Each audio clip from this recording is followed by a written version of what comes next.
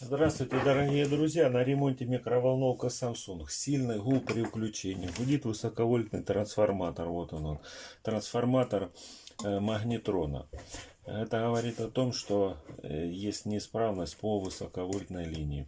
Значит, клиент пытался сам отремонтировать. Вот теперь это то, как выглядит теперь высоковольтный предохранитель. Значит, что нам нужно сделать? Нам нужно прибор переключить в режим измерения емкости. Будем проверять емкости по высоковольтной линии.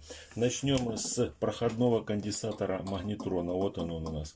Значит, один щуп нужно подключить к массе, то есть к корпусу, в любое место. Неважно куда, главное, чтобы был надежный контакт.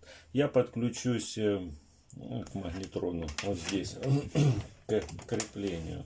Вот, измеряем емкость на одном щупу, на одном контакте там 0,6-0,7 нанофарада, на другом. Вот, норма. Потом берем, измеряем емкость на удвоителе, на умножителе напряжения. На один контакт, вот, на другой контакт. В общем-то в норме. Потом мы измерим емкость умножителя напряжения. Ну там емкости 0,7, 0,8, 0,9 или микрофарад. Значит, подключаем. Нужно подключить на два контакта. Вот так. Что мы видим? Ну почти, ну грубо говоря, скажем так, микрофарад. Значит, идем дальше. Переключаем режим прозвонки, то есть будем проверять высоковольтный диод. Понятное дело, что прибором, мультиметром мы высоковольтный диод СВЧ не проверим.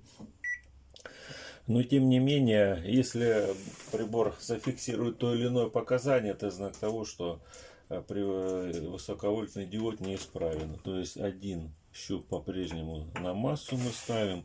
Я поставил режим прозвонки. Так, подключаем. Вот.